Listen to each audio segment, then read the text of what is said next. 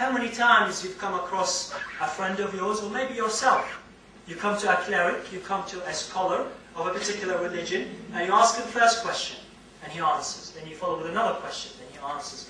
If you follow the third question, they'll say to you, son, that's it. Have faith. What do you mean have faith? If I have uncertainty, I can't have faith.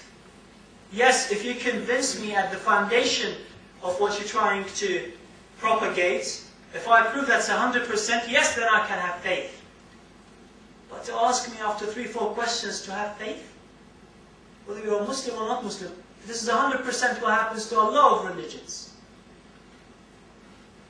Come a point when they say to you, stop, don't ask any more questions. I think this represents either ignorance from that individual who's asking you to stop asking, lack of confidence, because he doesn't know the answer, and lack of certainty in his own mind, that he can't even answer the questions that you, assuming that you're new in the way, you're young, and he should have answered them many years before you.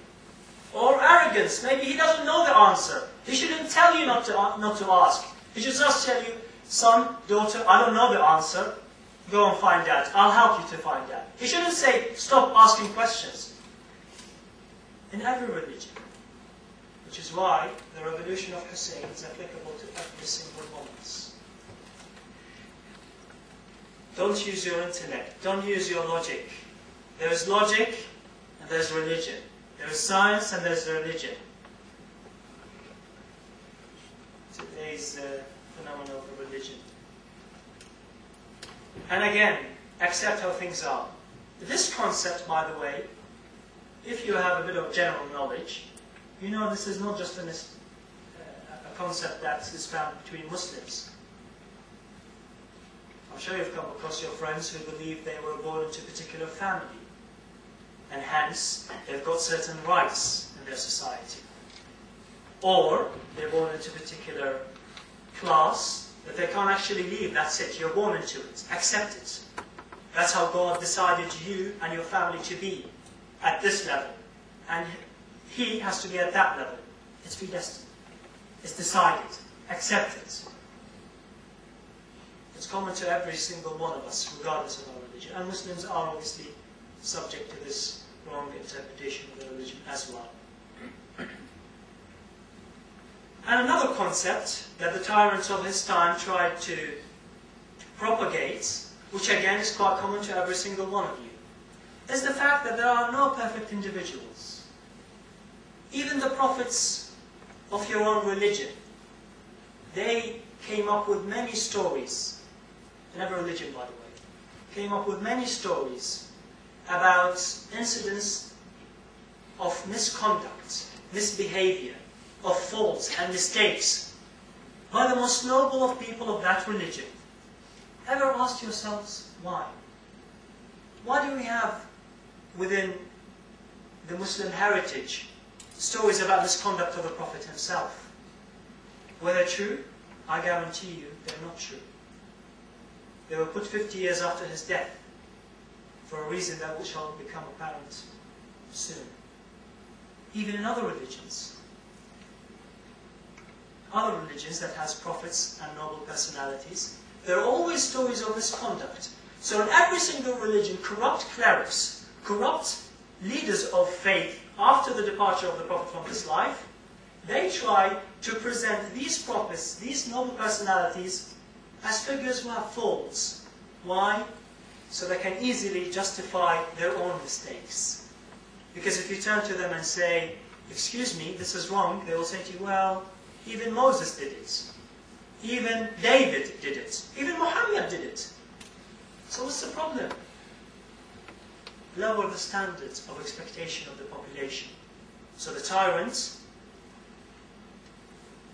can do whatever he wants.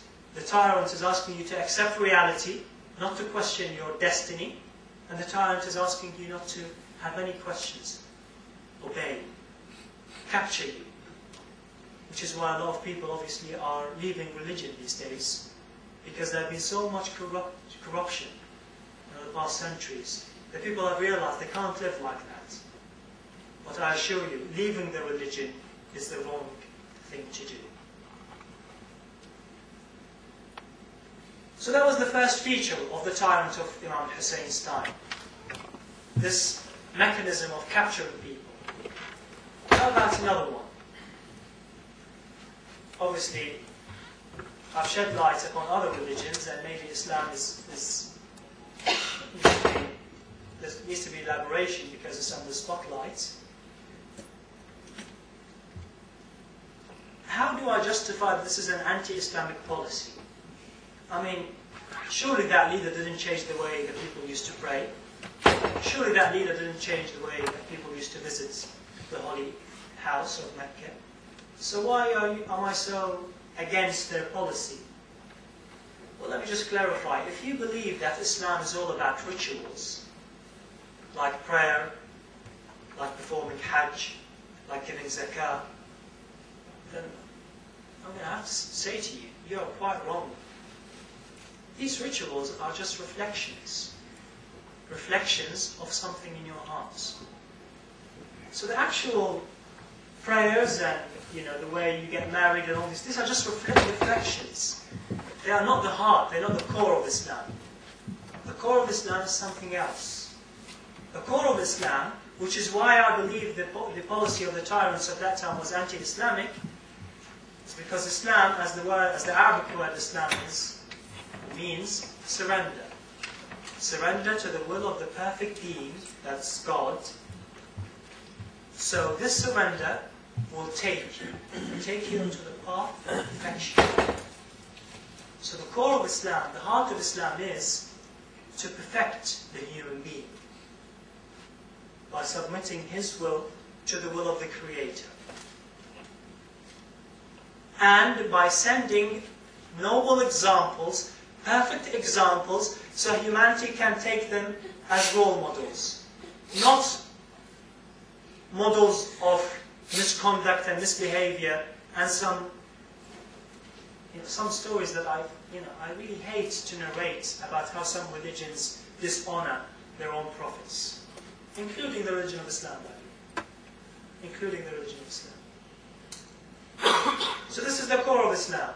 And this is why the policy of those tyrants of the time of Hussein was anti-Islamic and anti-humanity's freedom and way to perfection. Another feature, which I hope you will find relevant to modern world, is this. Those dictators had more hatred to Muslims than they had for non-Muslims, because they knew who was the enemy. The enemy of those tyrants were Muslims, primarily. Because those people, obviously, those who held pure Islam, represented the greater danger for them. So a common feature for these tyrants, including Saddam, by the way. I mean, I hope you can relate these stories to modern days, and if you can't, please stop me. And I'll give you a modern example of every single one of these features. So Yazid didn't go fight for Islam and spreading the word. He fought the grandson of the Prophet himself. Saddam, when he decided to build the 5th largest army in the world, he used it against neighboring countries who are Muslims, and he used it in 1991 to kill over 250,000 of his own people. So the enemy number one for these tyrants are Muslims, especially those who hold pure Islam. And it will become more apparent in a minute. Is this relevant to today's terrorists and tyrants? Yes. Let's have a bit of a modern history. That was, talking about the time of the Prophet 13, 14 centuries ago. Let's remind you of the 18th century. Or actually, let's start before. Let's come to the 18th century in a minute. Only 25 years after the death of the Prophet, a new group came to the surface.